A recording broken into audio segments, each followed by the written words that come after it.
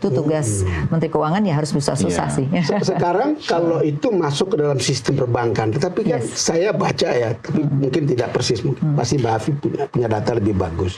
Katanya masih ada sekian persen kredit yang sudah komit, tapi itu tidak jadi dipakai. Undisbursed loan. Ya, biasanya gini, biasanya kan kalau di perbankan itu kita setuju angka berapa, tetapi memang pengeluaran itu bertahap.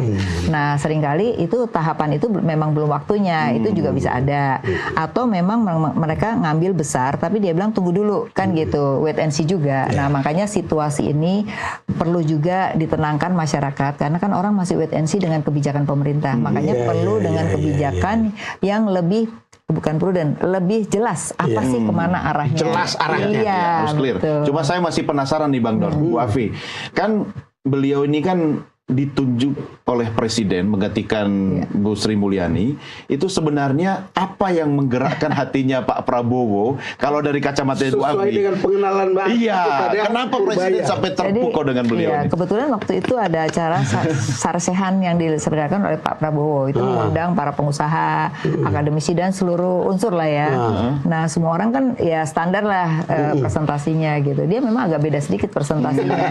Jadi dia bilang saya ngolah data iseng-iseng begini, iseng-iseng gini. Jadi orang udah bingung, kok dia udah berani ngomong iseng-iseng segala gitu. Dia bilang saya pikir hasilnya Pak Prabowo jelek, ternyata bagus gitu. Nah, terus ekonomi Indonesia tuh sebenarnya bagus gitu. Jadi kita nggak usah khawatir dia ngomong gitu. Nah, kelihatannya banyak orang kan pesimis. Nah, dia tuh yang kelihatannya paling optimis tuh ke waktu itu. Nah, Pak Prabowo kan mencari teman, mana sih orang yang optimis? Sejalan dengan semangatnya Presiden. Dalam keadaan gitu susah, memang yang perlu itu adalah teman yang memberi optimisme. Tapi tidak palsu kan, tidak kosong kan? Iya, ada dasarnya. Kalau nggak ada, karena waktu itu dia kebetulan menyampaikan data-data sih pada saat sarsehan itu. Nah, itu kelihatannya karena dia juga kemarin waktu ditanya, dia bilang gitu, mungkin waktu sarsehan dia bilang gitu. Nah, abis itu dia sering dipanggil ke istana.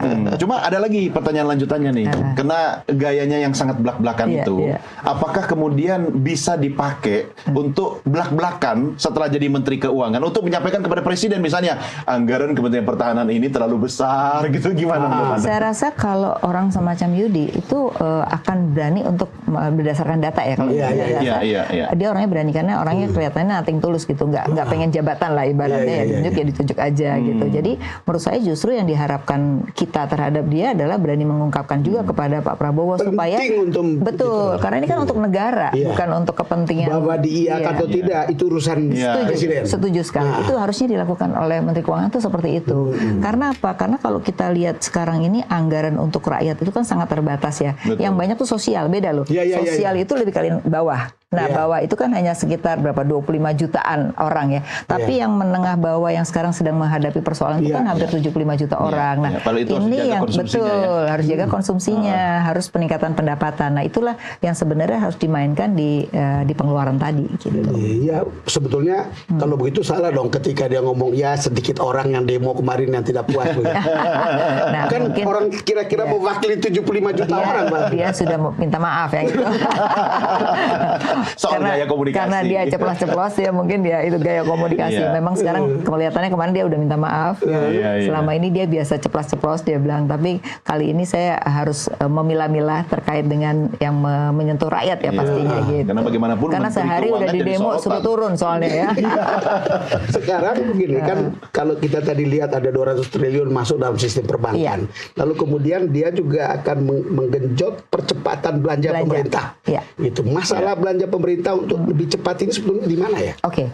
Satu adalah kalau kita lihat yang sekarang banyak keluar kan baru sosial. Sosial itu kelas bawah kan. Yang belum itu adalah terkait dengan mungkin insentif. Jadi insentif kepada demand side maupun supply side ya kan. Nah, ini kan bisa bekerja sama dengan pengusaha sebenarnya. Pengusaha Anda gimana sih caranya supaya nggak mem-PHK orang yang bekerja pada Anda misalnya apa kebutuhan Anda ya. Misalnya waktu itu ada kebijakan terkait dengan restrukturisasi kredit misalnya gitu. Nah, kalau itu bisa dilakukan untuk yang menyerap tenaga kerja kan paling tidak itu bisa menahan tidak PHK ya. Nah, yang kedua kita lihat sekarang kebutuhan tenaga kerja di luar negeri kan besar sekali. Ini kan nggak pernah ditanganin. Makanya kan ada sekarang lembaga yang khusus menangani migrasi. Nah, saya rasa itu bagus. Kenapa? Karena sebenarnya kebutuhan baru tenaga. Kita lihat hubungannya kemarin itu ya, reshuffle itu ya. Betul. Jadi itu ada hubungannya karena kita memang kebutuhan di luar sangat besar. Nah, kita belum garap. Nah, makanya vokasi, pendidikan vokasi dengan migran ini sangat bagus sekali. Itu akan membuat juga pendapatan mereka meningkat dengan jadi selama terdidik ya. Betul. Pekerjaannya. Ini yang sekarang dibutuhkan itu adalah yang terdidik, bukan lagi ART.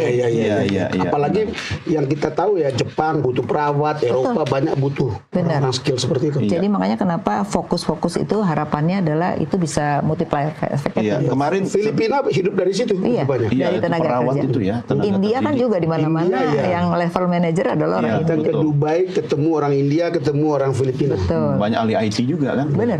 Coba saya sempat ngobrol nih Bu Afi dengan kalangan pengusaha. Sebenarnya kan pengusaha itu kan sudah terbiasa untuk mandiri, survive gitu kan. Apapun kebijakan pemerintah ya tetap aja berusaha gitu. Lalu kalau misalnya insentif ini belum banyak gitu, kalau pengusaha sebenarnya tidak mendapatkan manfaat dari situ, apa yang harus dilakukan?